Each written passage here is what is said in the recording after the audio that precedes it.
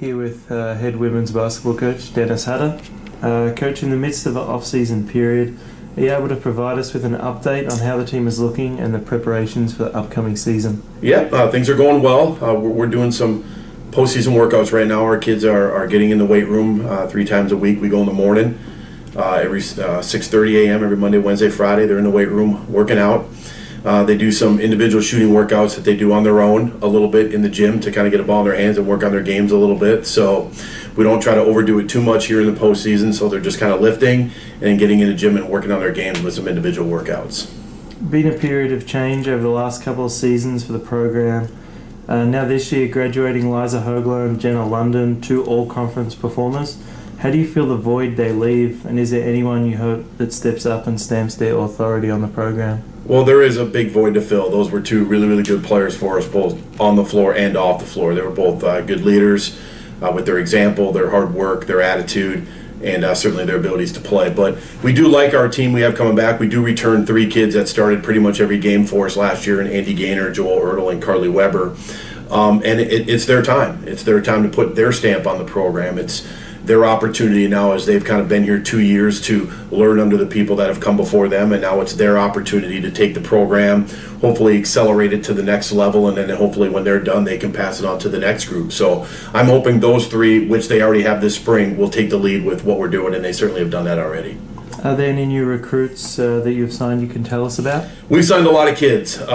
We've signed, I believe, 13 players already now for next year. So I hate to get into them because if I forget somebody, I don't want to leave anybody out. But we have signed 13 players, still looking for a couple of more. So we've got a very, very large class coming in for next year that we're very excited about with all the kids coming in. As a player, we use the off-season to reflect on what went well and what we need to improve on. As a coach, do you use this time to reflect as well, along with using the time to reflect on the program? Absolutely. First thing I'm going to look at is myself every single time. What did I not do very well this past season that I can get better at? What did I do well this past season that I want to continue to do well? What are some areas of weaknesses that I can improve upon? So I'm always reflecting on my ability to lead and some of the things that I have to do to help take this program to the next level. And then certainly what the players are doing. Are we heading in the right direction with their skill levels, the workouts that we're doing, the leadership that we're kind of supplying them? So there's a lot of reflection that goes on certainly as a player. There's a tremendous amount of reflection I would hope that goes on as a coach as you're trying to help take the program to the level it wants to get to.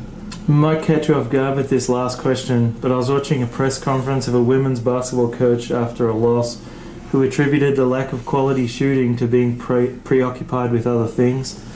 I think that the basis of her argument was true, not just in basketball but in life. How can you expect to be great at something while your mind is preoccupied on FaceTiming, tweeting, Snapchatting, the list goes on?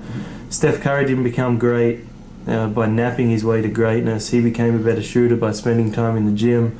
So what are your thoughts on that, and how do you ensure your players are free of outside distractions to become great, not only as shooters, players, but just great at something in general?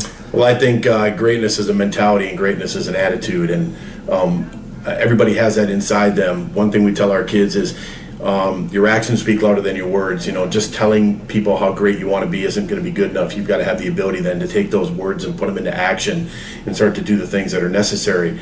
Unfortunately, nowadays there are extreme amounts of distractions that can keep you from working out, and all those things that you listed off, from their phones to their relationships to jobs to whatever it may be. But we always talk to our kids about prioritizing. How good do you want to be?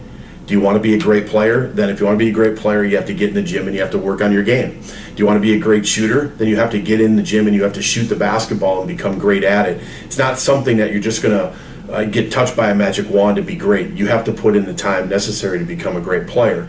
And so we talk to our kids about leading with their example. That's kind of the big phrase that we have. And their example should be their work ethic. Their example should be their attitude.